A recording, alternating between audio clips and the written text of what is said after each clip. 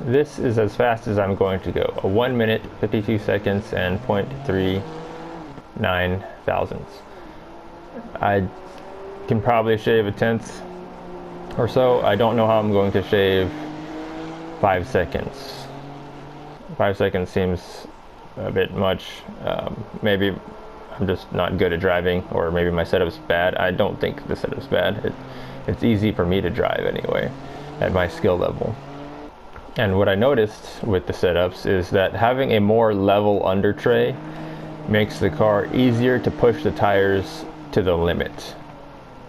But that also makes the car easier to overdrive, where you push the tires to beyond the limits, and it actually puts out slower lap times. However, I need to do some more testing to find out if I can drive or get a similar time as this with more raked, or have more rake on the under tray, and see if it's easier to achieve the lap time. But with previous setups which had more rake in the under tray, it seemed difficult to get this time. So I already have that data kind of banked in my memory. And now onto the lap. I'm gonna change the camera. Let's pause this real quick. Not that one, not this one. Okay. Results, HUD, and play.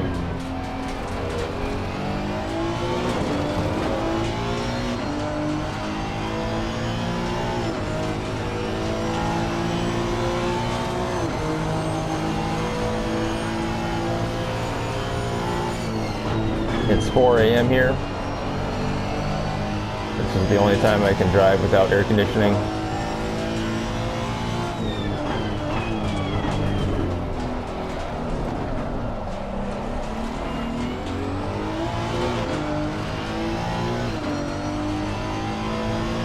I have difficulty trail braking here. I think I need to change the ABS setting.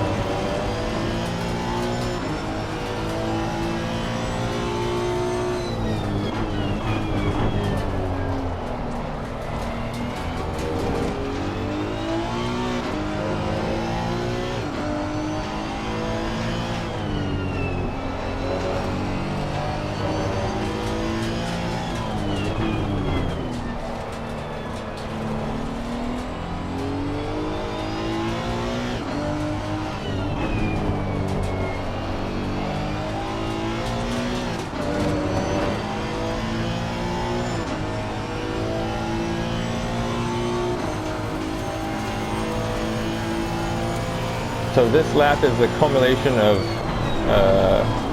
2 days worth of driving, and that includes yesterday and today. And I forgot how many laps I did. Showed it in the results. I'll check after the replay. But it's close to 4 hours of driving.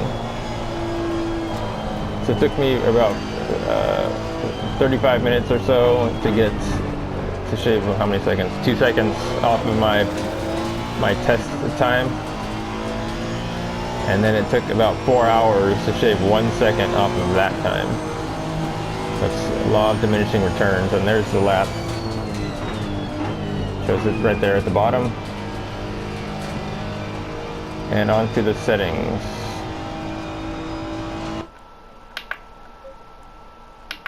Turn to garage. The timetables. That was 11 laps, around 2 minutes a lap, a little bit less than 22 minutes or so. A little less than 22 minutes. And let's go back there. I didn't quite get the optimum. I could have, about 2/10 or so off of my optimum in the middle split. Let's see the setup. So I've gone through 4 iterations. This is called Aerodynamic Oversteer Max 104. And the tires, electronics, strategy, grip, dampers, and aero.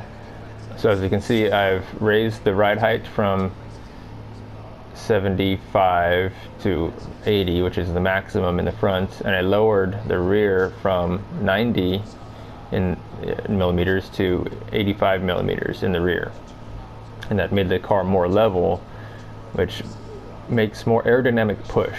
And generally I like aerodynamic push if the tires are snappy, which in this game the tires, once they lose grip, it's kind of hard to regain grip.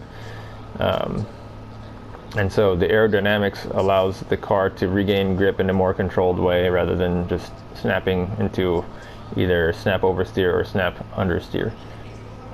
And dampers is the same as before. Mechanical grip, I've made the front spring rate as low as possible to create more dive on the brakes, and that does improve the trail braking effect, but I think I need to change the ABS, because I also changed the brake power to 80% instead of 100% to improve trail braking as well. Brake bias is moved to 55.8. Anti-roll bar is at 1.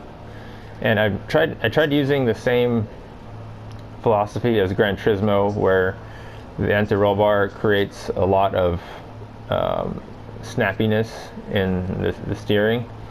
And like I said, with the more level under tray and the softer front end, the car has also become less snappy and easier to catch minute slides. So it doesn't just start to slide and then become uncatchable. It slides and then you can catch it, essentially. And I think that's about it. There's nothing else in these other settings to talk about. The bump stop range is different. I need to try this at Spa to see how it goes through the compression through Eau Rouge and Radeon. Just to find out if the bump stop range will actually work there. And then I also need to test out the other settings. So I'll show the other settings real quick.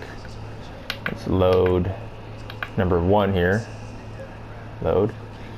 This is the ride height that I had on the first practice setting, with 10 millimeters or 20 millimeters lower in the front than the rear.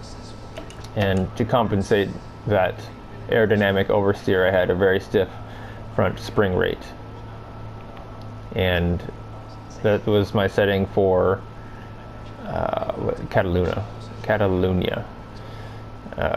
With the different bump stop range, I think it could have been different for the particular setup. Anyway, I'm kind of getting in a convoluted conversation about setups. I don't want to get too much into detail about it. As you can see, the anti-roll bar is different and the brake power is different. And that concludes this video. Until the next one.